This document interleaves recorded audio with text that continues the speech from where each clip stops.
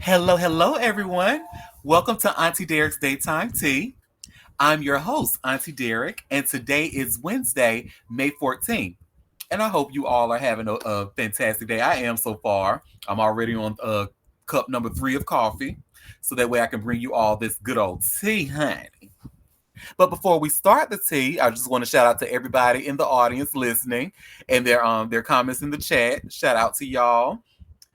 And before we start with the tea, we're going to go ahead and do the May Mayhem.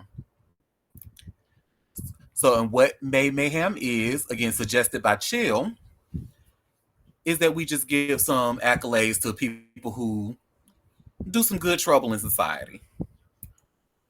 And today we're going to honor, yesterday we honored Stevie Wonder. Today we're going to honor another legend. Well, he's younger than Stevie, but he's another legend, another icon, and today is his birthday as well. So today we will be giving some accolades to Raphael Sadiq. Oh, wait a minute now. All right, so I just shared this link from First Avenue you see here on slide 2, and it gives a really good biography on Raphael Sadiq. So, Raphael Sadiq is a Grammy Award winning musician, songwriter, and go to collaborator producer for some of the biggest names in R&B. Solange Knowles, John Legend, Mary J. Blige, D'Angelo, Neo, and Miguel are among many artists who turn to Sadiq for his deep musicality, contemporary creative vision, and encyclopedic knowledge of timeless pop music. Born in Oakland, California, Raphael grew up singing gospel music in the church and started playing guitar at the age of 6. On the strength of the musical and stage training he received at Castlemont High School, Sadiq auditioned for Sheila E. and landed a spot in her band, which supported Prince on his 1986 Parade World Tour. After honing his chops on the road, Sadiq returned to Oakland and formed the group Tony Tony Tone with his brothers Dwayne Wiggins and cousin Timothy Riley. The trio went on to enjoy considerable success on radio and MTV in the late 80s and early 90s, racking up several hits including If I Had No Loot, Feels Good, Anniversary, and the iconic It Never Rains in Southern California. Following 4 albums with Tony Tony Tone, Sadiq formed the urban supergroup Lucy Pearl in 1999, along with Ali Shaheed Muhammad from A Tribe Called Quest and Don Robinson from In Vogue, yielding Dance Tonight. His solo career kicked off with 2002's Instant Vintage and 2004's Ray Ray. Critics began taking special notice with the release of his 2008 homage to Motown and Philly Soul, The Way I See It, and its follow up, Stone Rollin', that came out in 2011, which landed on many year end top 10 best album lists. Consequence of Sound spoke for many critics in their review, writing, Sadiq is a true soul master who revitalizes the genre by taking nearly every step he can to create an almost flawless record. Sadiq's on-stage performance garnered equal praise. NPR called his SXXW appearance in support of Stone Rollin' a full-blown soul review. Uh, when a guy this cool exerts this much effort, it's a joy to behold. While his solo career thrived, Sadiq honed his craft as a producer, working with a wide range of artists, including Snoop Dogg, Little Dragon, Erica Badu, and Stevie Wonder. He remains a true musician's musician, with Justin Timberlake, Elton John, and Mick Jagger and Lady Gaga among the many superstars who tapped him to play bass or guitar on high profile projects, including Gaga's memorable David Bowie tribute at the 2016 Grammy Awards. He co wrote career defining hits for D'Angelo, Untitled, How Does It Feel, and Solange's Cranes in the Sky, and his compositions have been covered, sampled, and referenced by everyone from Ed Sheeran to Drake. In 2012, Sadiq was named to Time Magazine's 100 Most Influential People's list, and in 2017, he received an Academy Award nomination in the category of Best Original Song for Mighty River from the film Mudbound, which he co wrote with Mary J. Blige. On television, Sadiq is the composer in residence for the radio Insecure. Uh, His highly anticipated next solo album, Jimmy Lee, was released in August of 2019. So again, shout out to this living legend and happy birthday. He is 59 today. It says he was born in 1966. So yeah, shout out to him. That is a good looking 59, I tell you that. And he gonna look good in his 60s, in his 70s, and all that. Because Raphael Sadiq is fine, honey. Do y'all remember? So I know most of my millennials, honey. I know, look, your pussy purring. It most certainly is. Ow. Meow, honey. More like growling. But do y'all remember that back when like Tony Tone first came out, you know, young millennials like myself, I'm considered an older millennial, but we all, I think most of us thought that it was three of them, and we thought that their names were actually Tony Tone. I know I did. I said, "Oh, that's cool. Three guys named Tony in this group, and they can sing." But who, honey? And then Raphael Sadiq, honey, his solo hit, "Ask of You," that was on the Higher Learning soundtrack. Baby, that is a song for your. If anybody asks me like what is one of the best songs I would consider to be one of the greatest R&B hits, I think I would give them that song. No one thought that, baby, and that was a shady group. Ooh, well, I did think that. Thank you, Benji. He got me looking stupid up here. I know I'm not the only one. How do I know I'm not the only one? Because we was on the playground talking about it. Oh, which one is Tony and which one is Tone? And which one spells his name with the I? Child. You can try to act like you won't say that on the playground if you want to, bitch, but I know the T. I know the T. He was trash to his cousin and brother. Yeah. Yeah. Yeah. Yeah, that's that on that. So, look, BB done changed the whole energy I was feeling about him. Like, yeah, he just reminded me of some things. He was trash towards them, but the music ain't that great. Okay, now you're taking it a step too far. The music absolutely was indeed that great, and you're not gonna be up in my damn chat line. I'll listen to it on the iPod. Mm-hmm. You gonna listen to it on your phone speaker too, bitch. Don't come for Tone, or Lucy Pearl, or anything that Raphael Sadiq was a part of.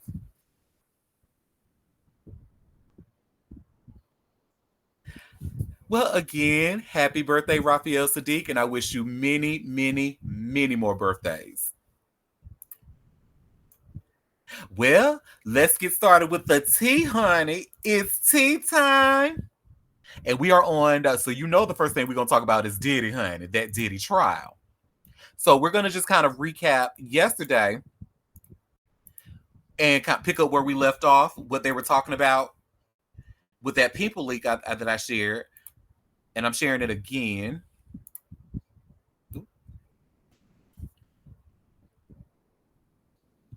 And y'all see where this is it's just like the day 2 live updates. They gave a full recap, but this is the same link we were looking at yesterday. And let me just see what was the last thing that we read. Da, da, da, da, da.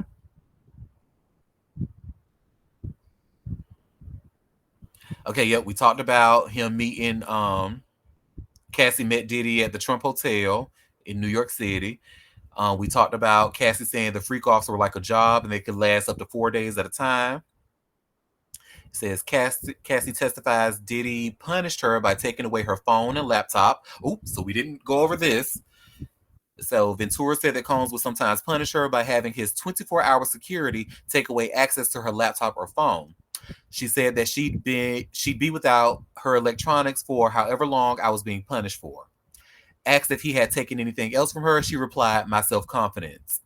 Ventura also testified that Combs tightly controlled her appearance, putting her on an exercise regimen in preparation for freak-offs and insisting she keep her nails painted with French tips. Her look during the freak-offs were especially important to him, she testified. Some days he would want me to be really sexy, she said, and be his woman other days. Okay, Cassie said she was handed a gun before Diddy went to meet rival mogul. Ooh. So here's where things get interesting, honey. Okay, so Ventura testified that during a freak off in Los Angeles, Combs got a word that his longtime rival, Death Row Records co-founder Suge Knight, was in the area. Combs was alerted by one of his security guards, D-Rock, who said Knight was at a nearby diner, Ventura said. They quickly packed up and drove down there, she testified. I was crying, I was screaming, don't do anything stupid. I was just really nervous for them. I didn't know what it meant, what they were going to do. Ventura testified that they all left in an SUV and that she was handed a gun to put in her purse. She said she had the gun for at least an hour while high on mushrooms and was terrified that the gun would go off. I had no idea why I had it in the first place, Ventura said. I always felt like it was a scare tactic. Knight is currently serving a 28-year prison sentence after he was convicted of involuntary manslaughter in 2018. Oh, and y'all, keep Suge Knight. Let's put a pin in Suge Knight because we're going to talk about him a little bit later in the show. He actually has some things to say, some opinions about this on what Diddy will be doing during this trial. So we'll talk about that a little later. Okay, what's the next update? Diddy allegedly asked Cassie to get into blow up pool filled with baby oil. Oh, okay. A blow up pool filled with baby oil. That sounds very expensive. And yep, and remember that the authorities found 1,000 bottles of baby oil after raiding the mogul's homes, though his attorneys disputed the number. Oh, so I guess it wasn't 1,000; it was 999 bottles of baby oil. Like, you know what, child?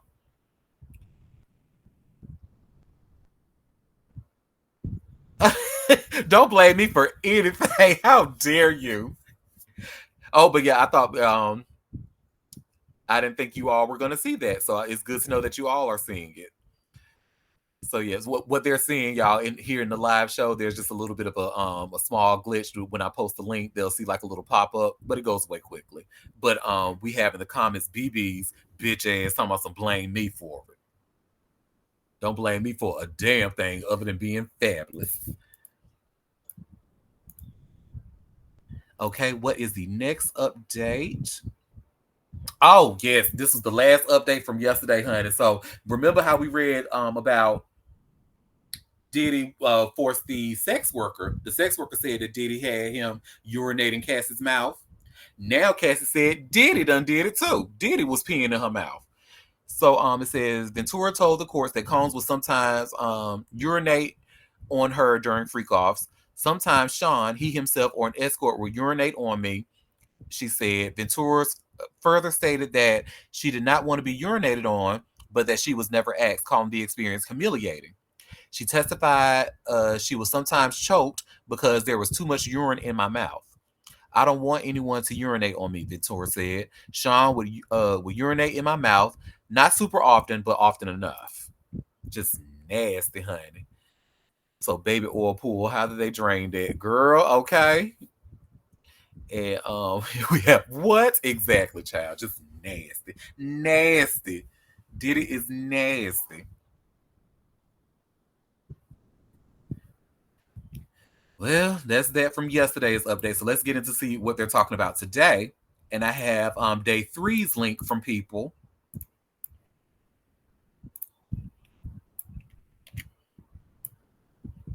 I'm said this trial is going to be so messy.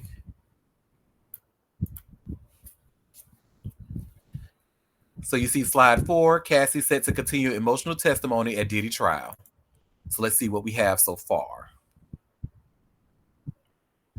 So today, Cassie recalls frantic texts Diddy sent following the hotel assault. Beginning her second day on the witness stand, Ventura, wearing gray, form-fitting turtleneck dress with a long, dark jacket, was asked about the infamous surveillance video footage at the Los Angeles hotel that appeared to capture Combs assaulting her. The video, which was leaked and later obtained by CNN last year, showed Combs clad in only a towel, chasing after Ventura and striking her multiple times, even hurling an object at her at one point. In the aftermath of the assault, Ventura testified that Combs texted her several times, imploring her to call him, at one point saying, "The cops are here," though Ventura said she did not believe the police had actually shown up to the hotel. "You are sick for doing what you have done," Ventura responded. "Stay away from me." Ventura testified. She also told Combs she had a movie premiere coming up and now had a black eye and a fat lip. Okay, and the next update, jurors to be shown freak off video, honey. So jurors at Sean Diddy Combs will be shown a video from a freak off on Wednesday. The alleged sexual encounters are at the heart of the government's case against Combs and have been the subject of much of Ventura's testimony. The video will not be shown to the media. Damn. Oh, I was about to say something inappropriate, but I'm not going. Fuck it, it's my show. Damn it, I wanted to see it. Now I don't want to see no rape shit, but I did want to see some who's naked up in the video. And we see these celebrities in these freak off videos. Like a lot of lawsuits have claimed these celebrities be at these freak offs. So I just want to know what freak off will that jury be seeing, and will they be seeing blurred out? Are they edited videos? Will they be blurring out the coochie and the penis and all of that? Who knows? But yep, the jury's about to, they're going to be, or they probably have seen it already because this update came about an hour and 13 minutes ago. And then the latest update, Cassie claims Diddy pulled her away from her surprise birthday party for freak off. So Ventura testified that on her 29th birthday, she went to dinner with her friends that Combs threw for her, but she didn't think he would show up. She said she later went to karaoke, but that the entire time he kept pulling me away from my friends. I eventually left, Ventura testified. I just wanted to celebrate my birthday, but we went and had a freak off instead. Damn, she can't even celebrate her 29th birthday. I want to see who packing some serious heat. Okay, you and me both, Hammy. Okay, you and me both, honey. Shoot. Well, y'all, it looks like that was the latest update, so I'm sure we will have more. And let me just refresh just to make sure. Yep, her being pulled away from her birthday party was the latest update of her testimony. So I'm sure we will hear more, be surprised by much more, because I don't even think this is only day 3. I don't think we've even scratched the surface of this. So there's that on that. Well, does anyone want to add anything before we get go with the other tea? Go to the next story.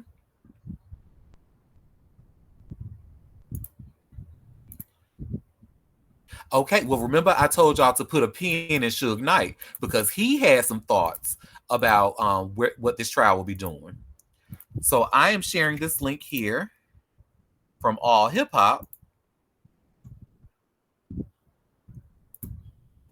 And you all see where it says Suge Knight claims Diddy will tamper with jury in a trafficking trial. And he also thinks that Donald Trump will pardon him. So we're going to watch a quick video. So Suge from jail was actually able to call up to, what's that man's name? Chris Cuomo. And spoke with him about Diddy's trial. So we're going to, I'm going to share my screen and we're going to watch it together. So give me 1 second.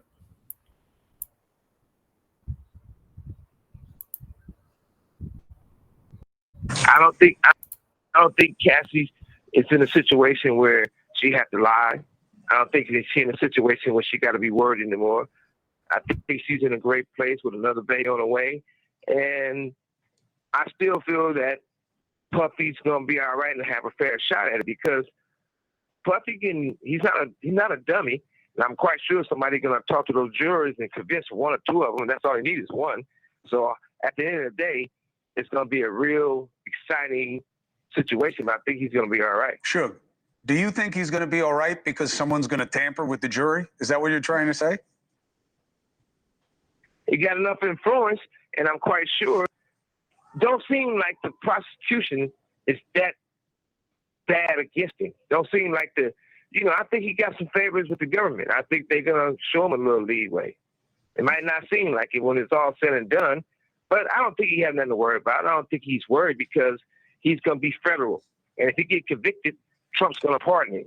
So what's the worry? You think the president of the United States would pardon Sean Combs for sex trafficking?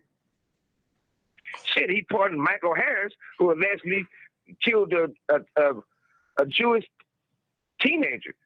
or had him killed.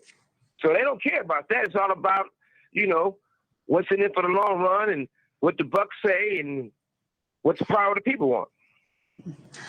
Suge, I got to tell you, Trump's not scared. I can't argue with your eyes on the situation because you lived it and you understand the dynamics, and I appreciate you going through all the hoops to call us and weigh in on this. If you're mentioned again or there's something that seems to be in dispute that you would understand, I hope you're okay if we try to come back to you for your perspective.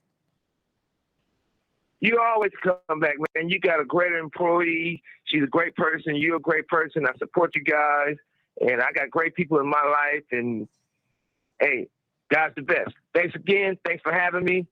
If the Menendez brothers can get out, Suge Knight should be out first. But I got to get Jericho. No, I got attorneys. All right, Suge. Bye. I appreciate you, and thank you very much for calling in. Take care. I'll tell Dusty you said hello.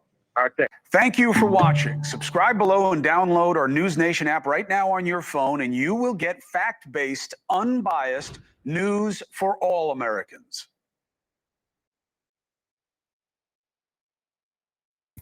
Okay, no, don't download that shit. You just go to auntiederek.com for some real unbiased news.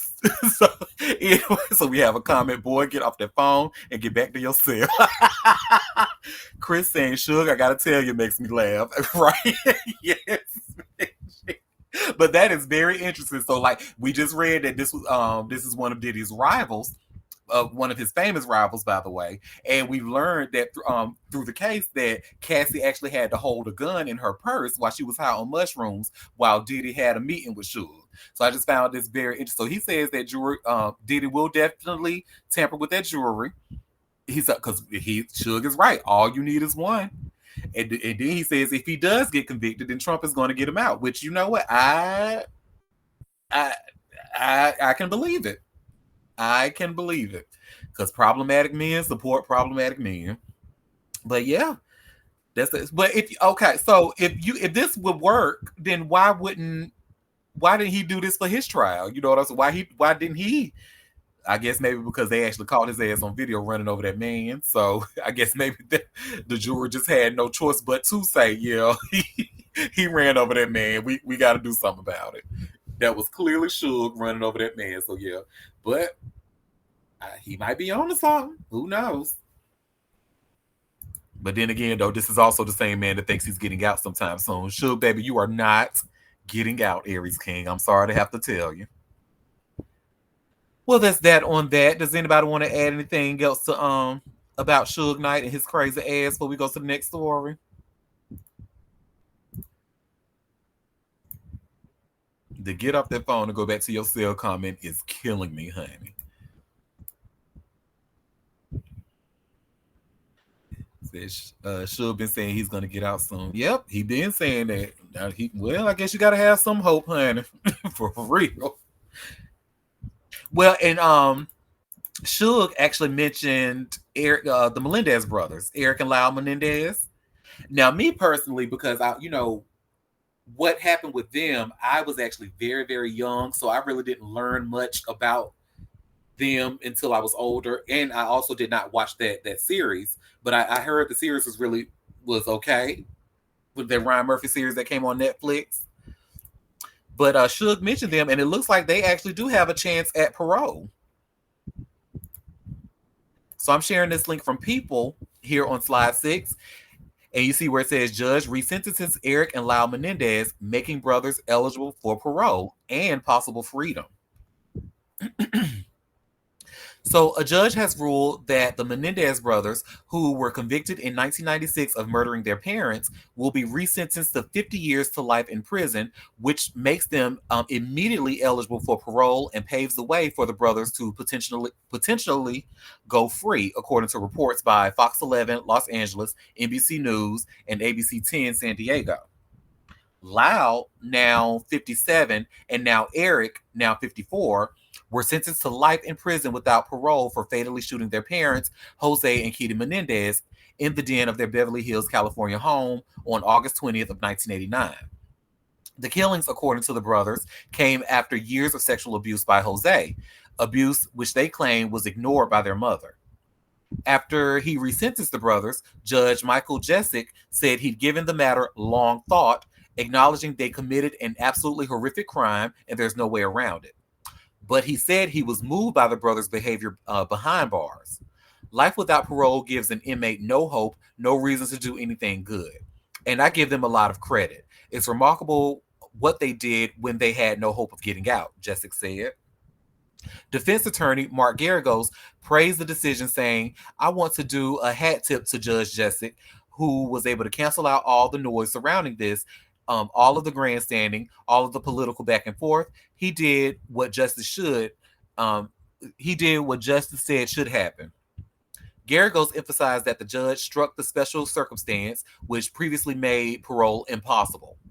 Garagos added, the fact is, the Menendez brothers have done remarkable work, and today is a great day after 35 years. Reflecting on the broader meaning of the ruling, he said, on a day like today, redemption is possible. After the murders, prosecutors said the two brothers' motive was greed and cited their lavish spending spree after their slayings. But in the decades since, Lyle and Eric have maintained that they feared for their lives and that Jose had threatened to kill them if they told anyone about the sexual abuse. Many members of Lyle and Eric's family have openly supported their bid for release, including their maternal aunt, Joan Vandermolen. Family members supported the brothers' bid for release by testifying at their resentencing hearing.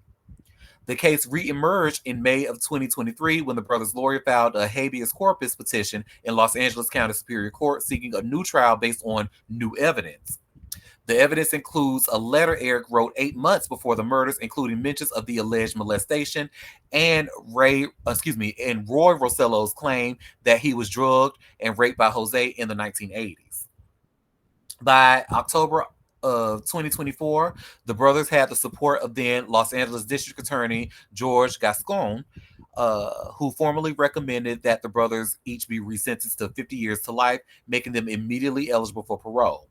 However, Gascon lost the November election to Hochman, who then withdrew his predecessor's resentencing recommendation. Hawkman has tried to argue that the brothers have not taken full responsibility for their crimes and accused them of telling lies for the past 30 years, per a press conference last fall. As far as clemency, Governor Gavin Newsom said his decision will not be made until after the final hearing. If you or someone you know has been a victim of sexual abuse, text strength to crisis text line at 741-741 to be connected to a certified crisis counselor. So yeah, so only have this. Tell Cassie that number. You are a mess, girl. And I'm sorry, I'm reading your mess. Sorry, Jumbotron for Auntie. Only after the show. Let's listen and talk to Auntie. We'll get the Jumbotron fixed after the show without disrupting. Oh, thank you for that. And honey, you know I'm the king of a workaround, honey. So we make shit happen over here. But yeah, so this is, and thank you to people for this because now I have a little bit more of an understanding of the details of Lyle and Eric Menendez. I guess I just never really like cared to read. I just know the only thing I knew about the Menendez brothers was that they killed their parents. That was all that I knew. And I believe they shot them both in the face with a shotgun or something like that. That was all I knew. So now I know much more, and now they'll be eligible for parole. So yeah, that's that on that. Does anybody want to add anything before we go to the next story?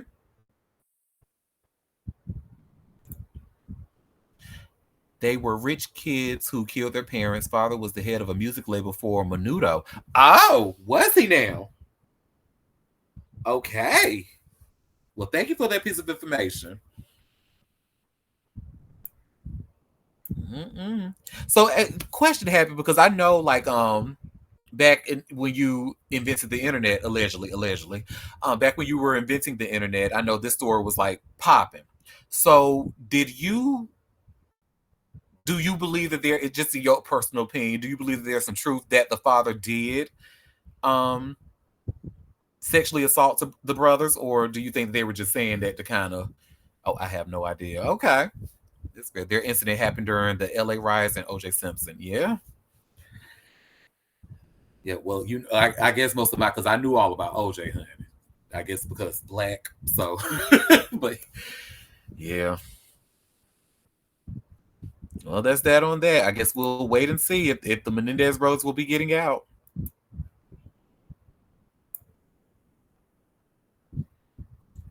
Well, somebody else who's not going to be getting out, honey, that man who stabbed Tory Lanez in jail 14 times. His ass, I just don't, honey. I'm sharing this link from the New York Post, and they gave us an exclusive. So, Tory Lanez stabbing suspect rap sheet includes murder charge that landed him life in prison. Look, I'll put some money on his books. Well, before you do that, honey, wait a minute, because the inmate who allegedly stabbed Tory Lanez in prison this week has been identified as Santino Casio, and he's already serving life in prison without the life in prison with the possibility of parole. The Post has confirmed. A representative from the California Department of Corrections and Rehabilitation, also known as CDCR, told the Post that Casio, who's 42, is being investigated for allegedly attacking the rapper at a housing unit in the California Correctional Institution, Tehachapi, is that how you say the institution? Tehachapi, on Monday, May 12th at approximately 7:20 a.m. California time. Let's see. Casio's rap sheet is a mile long and dates back to 2004. 2004. That was a great year, by the way. When he was sentenced to life without the possibility of parole for second degree murder. I'm sorry, I keep saying without. I'm sorry. He was sentenced to life with the possibility of parole for a second degree murder, first degree attempted murder, personal use of dangerous or deadly weapon, and inflict great bodily injury, per the CDR spokesperson. His crimes didn't stop during lockup either. On January 3rd, 2008, during his incarceration, Casio was sentenced to an additional 6 years for assault by a prisoner with a deadly weapon of force likely to cause great bodily injury, the CDCR representative shared with the Post. Over 10 years later, he was given an additional 2 years for possession and manufacture of a deadly weapon by a prisoner. Casio's mugshot, dated June 7th of 2022, reveals a bald, heavily tattooed man. On Monday, an investigation into Lane's stabbing was initiated by the California Correctional Institution, the state's prison system where he is serving his time for shooting Megan Thee Stallion. We were told that the state's prison oversight agency, the Office of the Inspector General, and has been notified about the incident. The Kern County District Attorney's Office confirmed they are awaiting a formal complaint following the investigation before any possible charges are brought forward. Lanes, whose real name is Daystar Peterson, was allegedly stabbed over 10 times, his team confirmed via Instagram after the incident. And we kind of don't really need to talk because we talked about that yesterday about his posts and everything. So the reason I said don't put no money on this man's books, because let me show y'all his mugshot real quick. Let me just share my screen really fast. Because now y'all know I'm not the most religious person, but when it comes to like Satanism and worshiping of the devil and stuff, I just don't rock with that, honey. I'm sorry. And you see this man. Now, first of all, look at the facial asymmetry. So we already see that now. You see those two eyes. And then you see this now. We can't see it in its entirety, but it looks like that's an upside down pentagram. Am I tripping? Does that look like that to y'all or no? Yeah, that's an upside down pentagram, honey. I don't play with no Satanism, honey. I'm sorry. So don't put no money on what they got to do with me. All right, girl. You play with them evil spirits if you want to.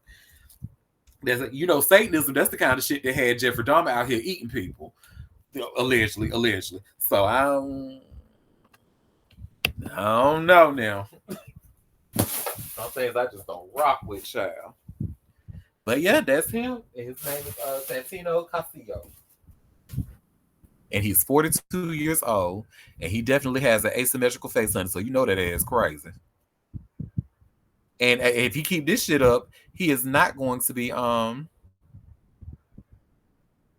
he's not going to be paroled anytime soon.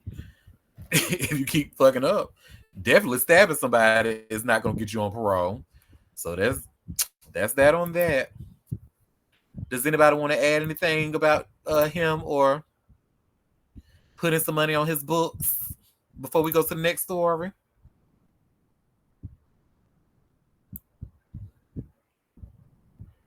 Okay, y'all, this next story, and I know y'all have seen it. He should do a few more jabs. Oh my God. Y'all, this next story, I know y'all have seen this on y'all timelines because when this news broke last night, baby, a lot of us were gagged. Now, some people were not surprised. I was a little surprised. I ain't gonna lie to you. So I'm sharing this link from TMZ, and y'all see where it says Halle Bailey claims DDG attacked her and gets a restraining order. Ooh, child. So Halle Bailey says she's had enough of DDG allegedly abusing her. She filed a police report, and now she wants court order protection from the father of her child, TMZ has learned. In docs filed Tuesday in LA, she claims things first got physical in January. They broke up back in October, and Halle says DDG came over to pick up their son Halo, and she tried to start a convo with the rapper about a child visitation schedule. Um, as she was buckling Halo into the car seat, she claims DDG grew agitated and repeatedly said, "Get out of my car, bitch." Halle says the baby was crying, and she got nervous about DDG leaving with him in such an agitated state. That's when they allegedly started wrestling, with DDG pulling her hair, slamming her face on his steering wheel, and chipping her tooth. Halle says she was in pain and crying, and although that stopped the fighting, she was still worried about Halo. So she remained in the car for the ride over to DDG's house, where she told his family what happened. Once they um once they told her they take care of the baby, she left hysterical and with bruises on her arms to go along with her chipped tooth. She attached photos of her alleged injuries in her request for a restraining order. She also alleges DDG creeped her out in March. Y'all listen to this shit. This motherfucker is batshit crazy. So he creeped her out in March when he showed up at her home, entered without permission, went to her bedroom, and texted a pic of Hallie's empty bed to her, along with the text, "Now I know what you've been on, LOL." He said she interpreted the text as DDG accusing her of having sex with other people. 4 days later, she claims he really exploded when he came back to her house. Hallie told him that she and the baby were sick and she didn't want Halo to leave home. And she claims that's when he got verbally abusive, smashed her ring camera, and ran away with Hallie's phone. As he drove off, she claims DDG threw the phone out of his window and yelled to her, "Go get it, bitch."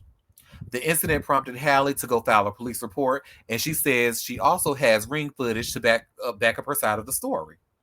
It was also around this time DDG claimed on Twitter that he'd been fighting to see Halo for months.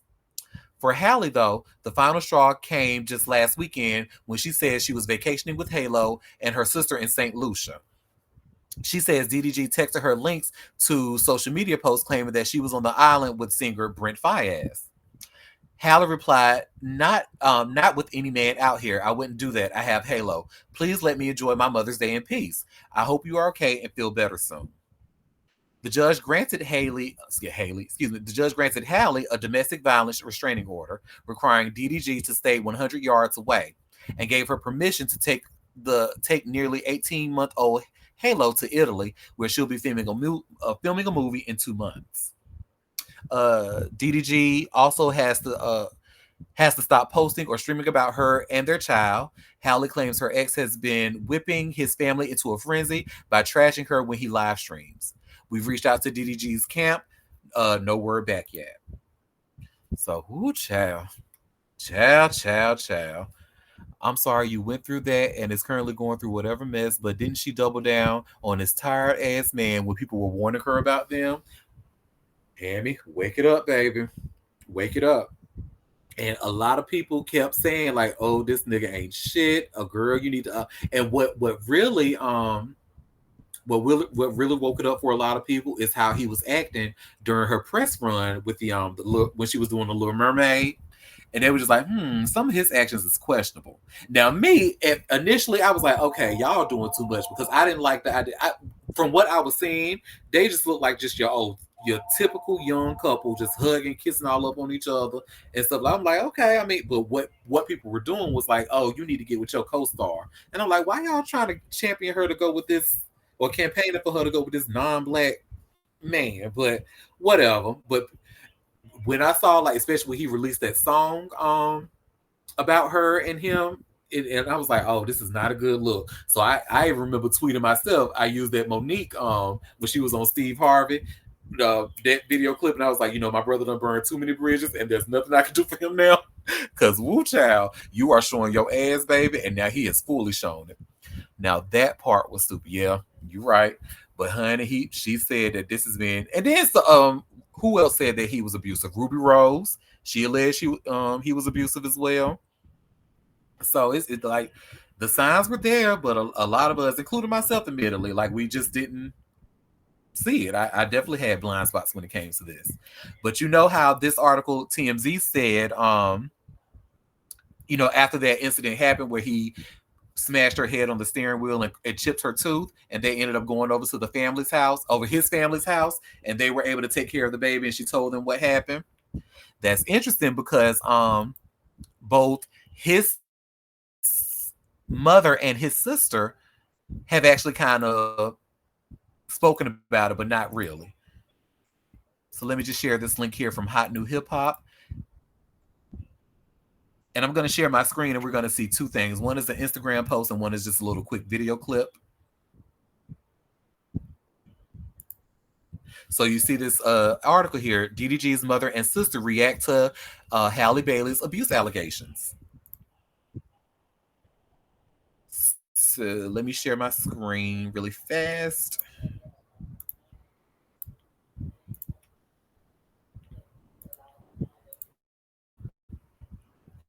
Okay, where is the mother's here she is. Okay, so the mother posted on her Instagram, I usually don't comment or say anything on this internet, even with all the negativity, the lies, the hatred towards mine. However, these accusations have made me realize that I have been quiet for too long. So that's all she said. And this is Tanya May DDG. That's her Instagram page. Now her sister took a little bit of a different approach. So this is what her sister had, his sister, DDG's sister, this is what she had to say about it. I've already seen the TMZ post, and I'm not going to speak on it. So, yeah. Just buy it, twin.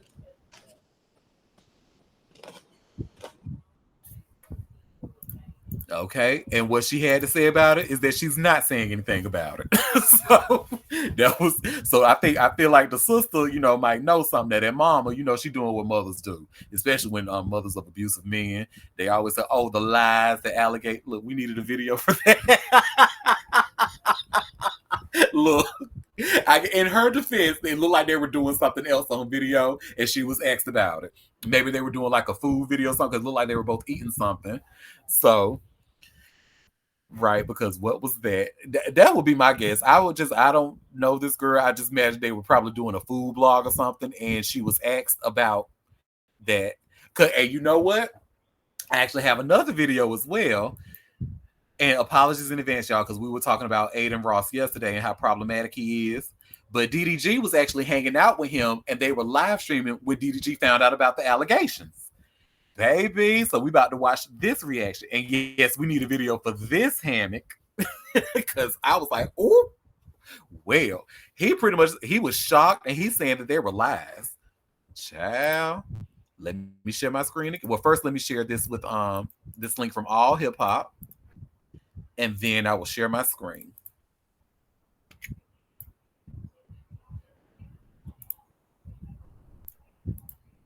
So y'all see where it says DDG left speechless as Halle Bailey restraining order news breaks midstream.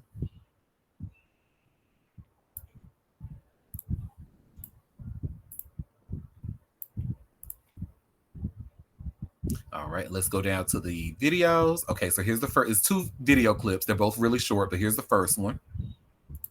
And feel like, damn, bro, should I get a stylist? Why are they saying GGTMZ? Let's see. Why are they saying GGTMZ? All right, I'm looking at her story now. What? Oh, fuck. Fuck all that. Fuck all that. Don't even. That can't even be real. Fuck all that, bro. Fuck all that. But that can't even be real. But, that's the thing. But don't even. But you remember we talked about last night? Fuck all that. Let me say something. It's not. No, I'm saying, but I don't know where that even came from. Yo, stop these fake allegations. This is a father. This is a real person. It's a good human being. But I don't. But hey, bro, we on stream, bro. Come on, like I gotta be. Just don't do it, bro. Come here. Okay, so that's the first one. And you see how Aiden is actively trying to pull the camera away from DDG because he don't want his, like, abusers supporting abusers, honey. Here's the second video. Fuck all that. That's my real friend. We're not going to do no false shit to ruin this stream. He's a great human being. He does a lot for a lot of people. He's a man. He's a father. And we're going to respect him. We're going to love him. WDDG. And fuck anyone who got anything to say. Fuck the fake narratives, my nigga. Stop the bullshit. We don't want to hear that shit, bro. That shit is fake. Listen to R. Kelly.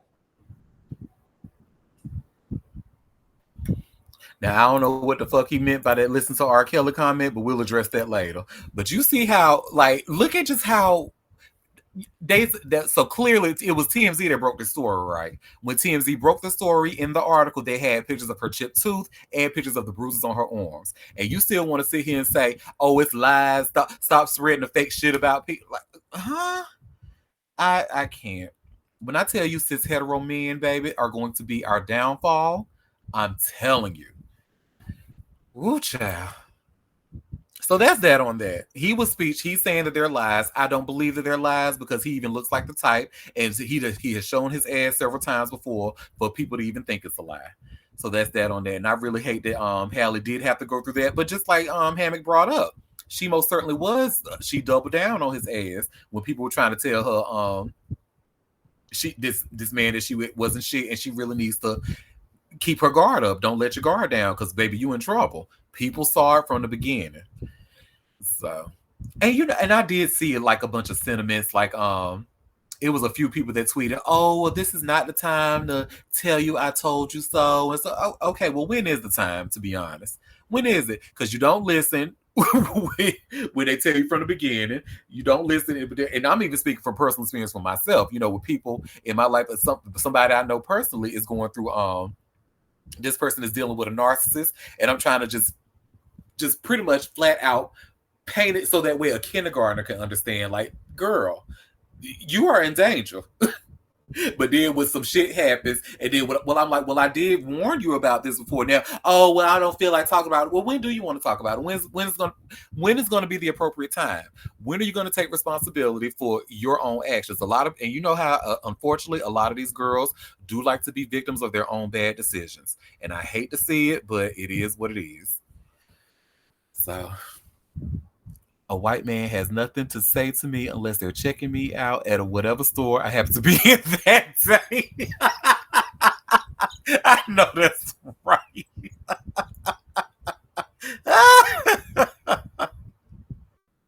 Oh. Well, that's that on that. Does anybody want to add anything before we go to the next story, child? And I feel like this is not going to be the last we hear about this shit. I feel like some other shit about DDG is going to come out, and maybe more girls are going to come forward. Now, I know he's really young, but I feel like there's going to be more girls that have had bad experiences with him are going to come out and tell their stories.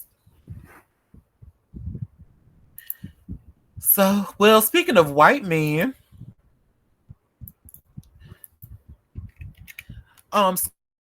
Scooter Braun. Let's see. Time to put these niggas under the dirt. It doesn't seem like he watches Halo when he was with him. Some documents mention that. Yeah. Well, honestly I wouldn't know. The only DDG clips I have seen were the ones that were shared on Twitter, and these are usually no more than like about a minute long. So I really don't. But I did see something where Halle was upset that he was over somebody's house, that he took the baby over somebody's house without telling her or something. Yeah, I heard that he passed him off to someone else to watch. Oh, shit. Oh, so you've heard that too. Wow. Oh, allegedly. So, well, like I said before, honey, some more shit is going to come out. I'm sure we have not heard about the last of DDG or Halle. But Scooter Braun is no longer working with Justin Bieber. So I just shared this link from TMZ, and you see where it says Justin Bieber break with Scooter Braun. Audit show that Justin owes Scooter millions. So Justin Bieber's relationship with longtime manager Scooter Braun uh, disintegrated over money. Millions of dollars Justin claims Scooter underhandedly took, but an extensive TMZ investigation shows just the opposite. TMZ has a new documentary. TMZ investigates what happened to Justin Bieber, which airs tonight on Fox at 9 p.m. Eastern Standard Time, 8 Central. I won't be watching, but y'all enjoy. When the disastrous Justice Tour ended in 2022, multiple sources with direct knowledge tell us Justin was broke. He owed AEG, the concert promoter, 24 million because he received a 40 million upfront advance, and Justin pulled the plug early on. Scooter's company, Hive, agreed to pay off the debt, and Justin signed a note promising to pay back Hive over a 10-year period. Justin made one installment and stopped paying. Our scooter sources say Justin's people called and said he just didn't have the money. Our Justin sources say Bieber's business manager, Lou Taylor, started digging into the books and concluded Scooter was grossly overpaid in commissions by $26 million.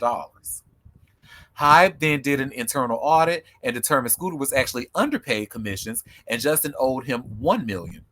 We're told Scooter said he waived that amount, but Justin's people felt it was corrupt. It was a corrupt audit because Hive was just covering themselves. Hive then hired an independent auditor, Price Waterhouse or PwC, and after a 6-month audit, which was completed in April, PwC determined Justin actually owed Scooter more like $8,806,000. TMZ has seen PwC audit report, and the 8.806 million figure is on the document. Our Justin sources say his team did not dispute the PwC audit, but did conduct his own audit. They did not reveal what they found. Our documentary gets into Justin's mental health, marriage, money troubles, his church, and career. And again, that documentary airs tonight at 9 p.m. on Fox. That I will not be watching because I don't give two shits about Justin Bieber or his ass. But yeah, you better pay that money. That's crazy. You see, white men, honey, just allegedly always doing some underhanded, sneaky shit. You see that now? You promised, you signed documents saying that you will pay this man back in a 10-month period after you pulled the plug on a concert after somebody done got an advance up front. So you pulled the plug. Now they still got to pay their money back. Scooter pays it back. You say you're going to pay it back in 10 years. You pay one monthly installment of that shit and then stop paying. And then go say, oh, well, my new management says that he was actually overpaid. Scooter did, and his team did an internal audit. They said, "Oh well, no, we were actually underpaid, and we are owed $1 million, but I'm willing to waive that." And then this independent contract say, "Well, wait a minute, bitch. Scooter is actually owed $8 million. I don't know what numbers y'all counted, but what we're seeing is $8 million. So, just to get him in his money and go on about your business with your crazy ass. You know he got it. He got it. Now I know it might be a lot for him, but I know Justin Bieber and all his success, especially like with that YouTube money he has, I know he can pay it off that $8 million amount that he owes. Well, that's enough about them. So does anybody want to add anything before we talk about another white man, honey?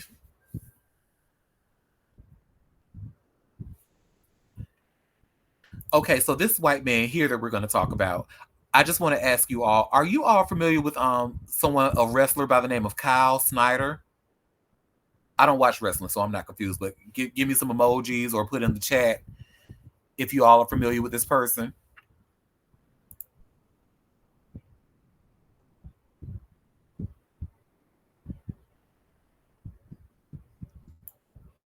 Okay, so I'm gonna say it doesn't look like too many people are. Well, we are about to be. Oh, also, okay, Benji, you're familiar. Okay, well that's good to know. Well, girl, you about to know him in a way that you don't want to know him now, because that ass done got caught up in a prostitution sting arrest, child.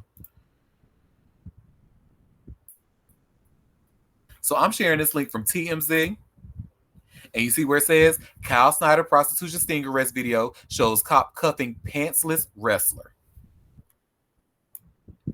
Now we could watch the video, but it really doesn't show much. But just he comes in, and the police are just talking to him. They put his hands behind his back with the handcuffs. He doesn't have on any pants. They make him put on pants and then walk him out the door, pretty much. But TMZ Sports has obtained the police body camera video from Kyle Snyder's prostitution sting arrest last week, and in it, you can see multiple officers confronted by the Olympic wrestling star in a hotel room, all while he was pantsless. Authorities say the scene played out just after 8:30 p.m. on May 9th at a Quality Inn and Suites in Columbus, Ohio. After Snyder had handed over cash to an undercover police agent and requested oral sex. The Columbus Police Department footage shows several cops barge into his room and place him in custody for engaging in prostitution. Just after they finished tightening his cuffs, though, they realized they were going to have to put pants on him to take him out of the room, as there were other guests inside of the hotel. That's when one cop could be seen in the video helping the former gold medalist get his legs through a pair of shorts. Snyder was then led by officers down a hallway and into a nearby room where he was asked several questions by law enforcement. Snyder told them that he was 29 years old and married. He said he worked for Team USA and explained he used to wrestle for Ohio State. He also had a brief conversation with one officer about taking on former Buckeyes star Sammy Sasso on the mats. Eventually, cops told him that they were issuing him a summons to appear in court on May 19th before they allowed him to leave. As they were walking him out, one officer implored him to use the encounter as a life lesson. Snyder, a three-time NAACP Division I champion, who had just signed to participate in Hulk Hogan's Real American Freestyle Unscripted Wrestling League last week, has not yet publicly commented on the arrest. I mean, what he was going to say? He tried to get his dick sucked and his stupid ass done paid an undercover officer thinking she was a prostitute. And my thing is, when it comes to undercover police officers, they look like police officers. Like, no matter how hard they try, it's just the way, it's an attitude, the way that they carry themselves. So he just didn't give a fuck. You took your 29-year-old married ass out there trying to get your dick sucked at a Quality Inn and Suites. A Quality Inn, y'all. That's like somewhere for people like me, like regular bitches to stay at. Not Olympic gold medalists. But he was up in a Quality Inn and Suites trying to get that dick sucked and ended up paying a undercover cop cash for some oral sex, child. A mess. I told you, Benji, you was gonna know. You didn't want to know him like that. So, well, that's that on that. Does anybody want to add anything before we go to the next story? I have one thing I'd like to add, honey. The officers let him go. Now, he was clearly arrested, and this is why I can't stand law enforcement and white people, honey, because I'm telling you, when you have the complexion for the protection, you just really see the injustices, and it's just infuriating. I bring that up to say, because we saw that clearly with him, the cops let him go and told us to use this as a life lesson. He ain't learned shit. He gonna go and the next time he's at a Quality Inn, he gonna make sure that girl, he gonna ask her first, are you a cop? Which they have to answer yes or no. But anyway, another thing about white supremacy and having the complexion for the protection. Remember, we talked about the basis from Weezer. We talked about his wife being arrested after she had like a standoff with the cops, and she allegedly shot at one of the cops as well. So I'm sharing this link from TMZ, and y'all see where it says Weezer bassist's wife catches lesser charges in cop shootout case in LA. Now, you know, honey, if you are of any color, you know this is not gonna fly. But anyway. So the wife of Weezer bassist Scott Schreiner was hit with felony gun charges Tuesday, but she seems to have caught a break because she was facing a far more serious allegation. Los Angeles County District Attorney Nathan Hochman formally charged Jillian Lauren Schreiner with felony discharge of a firearm with gross negligence and felony assault with a semi-automatic firearm. Jillian was originally booked on suspicion of attempted murder of a peace officer in the April incident. As we first reported, Schreiner was shot in the shoulder by police officers after allegedly pointing and firing at them on April 8th. Cops were searching her neighborhood for a suspect in an unrelated crime when she came out of her house with a pistol in hand to investigate. Body cam and security footage show officers behind a wooden fence in a neighboring yard yelling at her to drop the gun. She then appears to raise her arm and fire, prompting officers to shoot back. Prosecutors claim the alleged assault was uh, upon one of a group of three individuals standing behind a fence in the backyard of an adjacent property in the Eagle Rock neighborhood of LA on April 8th. After she was struck, Schreiner walked back inside of her house. A woman who works for her called the police from the house, and from the release recording of the call, it appears Schreiner didn't realize that she had confronted police officers. That call seemed to be about reporting a prowler in the neighborhood. Schreiner and the woman surrendered to officers outside the house within an hour. Schreiner was treated at a hospital, then arrested on suspicion of attempted murder of a peace officer. She was later released on a $1 million bond. Prosecutors are seeking up to 19 years in prison if she's convicted. Schreiner herself appears to be recovering just fine from her injury. Her husband said as much days after the shooting, just before Weezer played Coachella's first weekend. Jillian was later seen leaning on her husband as they left the house together. Mm-mm. So, baby, yeah, long story short, be white and you get treated right. Be white and the court treats you right, honey. But I mean, she's still facing up to 19 years in jail for the charges that she already has. But we know this girl ain't gonna be in no jail for no 19 years if she serves any jail time at all. So that's that on that. Does anybody want to add anything about this or white privilege before we go to the next story?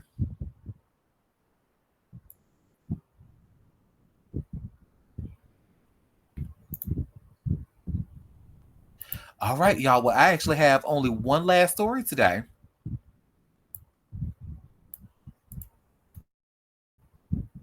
And our last story, I'm going to be talking about Kim Kardashian. Apologies in advance. But, she actually testified at her trial in Paris. Remember when she was robbed at gunpoint and tied up? So I'm sharing this link from NPR. And you see here, with tears and defiance, Kim Kardashian faces the men accused of robbing her in Paris. So, defined in diamonds, Kim Kardashian appeared in a Paris courtroom Tuesday to testify in the trial over the 2016 armed robbery that upended her life. The reality star and business mogul gave emotional, at times harrowing testimony about the night masked men tied her up at gunpoint and stole more than $6 million in jewelry. Here's what she revealed and what's still to come. Kardashian said she was starting to doze off in bed in the early hours when she heard stumping on the stairs. She assumed it was her sister Courtney returning from a night out. Hello, who is it? She called. Moments later, two masked men burst in. They dragged the concierge in handcuffs. They were dressed as police. I thought it was some sort of a terrorist attack, she said. She grabbed her phone but froze. I didn't know what 911 was in France. She tried to call her sister, her bodyguard, but one man grabbed her hand and stopped her. They threw her on the bed, bound her hands, and held the gun to her back. I have babies, she recalled telling the robbers. I have to make it home. They can take everything. I just have to make it home. Her robe fell open. She said she was naked underneath. One man pulled her toward him. I was certain that was the moment he was going to rape me, Kardashian said. One attacker leaned in and told her in English she'd be okay if she stayed quiet. He taped her mouth shut and took her to the bathroom. Kardashian later managed to free her hands by rubbing the tape against the bathroom sink. She hopped downstairs, ankles still bound, and found her friend, stylist Simone Haruche. Fearing the men might return, the women climbed onto the balcony and hid in bushes. While lying there, Kardashian called her mother. The men took a diamond ring she'd worn that night to a Givenchy show and rifled through her jewelry box. They took items including her watch her late father had given her when she graduated high school. It wasn't just jewelry, it was so many memories, she said. Investigators believe the attackers followed Kardashian's digital breadcrumbs like images, timestamps, geotags, and exploited them with old school criminal methods. The robbery reshapes Kardashian's sense of safety and freedom. This experience really changed everything for us, she said. I started to get this phobia of going out. She often rents adjoining hotel rooms for protection and no longer stores jewelry at home, and now has up to 6 security guards at home. I can't even sleep at night otherwise, she said. She also said she no longer makes social media posts in real time unless at a public event. Her Los Angeles home was robbed shortly after the Paris heist in what she believes was a copycat attack. In a powerful courtroom moment, the chief judge read aloud a letter from one of the accused, who is too ill to testify. The letter said he had seen Kardashian's tears on television and expressed regret. Kardashian was visibly emotional, she said in response. I do appreciate the love, she added. I forgive you for what had taken place, but it doesn't change the emotion, the trauma, and the way my life is forever changed. Kardashian, who was studying to become a lawyer, added that she regularly visits prisons. I've always believed in second chances, she said. Kardashian made a fashion statement in court wearing $1.5 million necklace by Samir Halime, New York. If I mispronounced that, I am so sorry. It also says, give me 1 second. The jeweler's press release for the necklace came out even as she was on the witness stand, a reminder that visibility remains currency, even if the rules have grown more complicated. The choice reflected defiance and the reclaiming of the image and luxury once used against her, whatever that means. Kardashian said Paris had once been a sanctuary, a place where she would walk at 3 or 4 a.m., window shopping, sometimes stopping for hot chocolate. It always felt really safe, she said. It was always a magical place. 12 suspects were originally charged. One has died. One was one was excused due to illness. The French press dubbed the group Les Papis Braqueurs, the grandpa robbers. But prosecutors say that they were no harmless retirees. The defendants face charges including armed robbery, kidnapping, and gang association. If convicted, they could face life in prison. Kardashian says she was grateful for the opportunity to tell my truth in the packed Paris courtroom. This is my closure, she said. This is me putting this hopefully to rest. The trial is expected to conclude on May 23rd. Okay. Thank you. You know what, Hammy? You put it right in the chat, honey. That eye rolling emoji. That's exactly what I was thinking while I was reading. It's like I truly hate that this happened to her. And I have heard that Paris can like be really, really violent for American tourists and stuff, especially when you have money. But girl, have you learned nothing? You go up in court wearing a $1.5 million necklace, talking about how you were being robbed for your jewelry and stuff we know the Kardashians are tone deaf, but damn, girl, damn. And quiet as it's kept, I don't know. I don't. This is I really don't have much to add. I'm sorry. It's just this is good for her for speaking up. I guess. I guess it's always a good feeling to face the people who did you wrong and have your say. I guess. Well, that's that on that. Well, y'all, that was all the tea that I had for us today. So before we head out and before I get ready to go and watch my stories, did any of you have any tea that you wanted to share? Any tea I might have missed? Oh, thank you, Hammy. Hammy says, great show. It is always even greater when you're here, honey. Well, with that, I want to thank you all for taking time out of your busy schedule to come and sip tea with me. We will be back tomorrow at 12:30 Eastern Standard Time, so hope to see you there at the live show. In the meantime, I hope you all have a fabulous rest of your day. Take care. Bye now.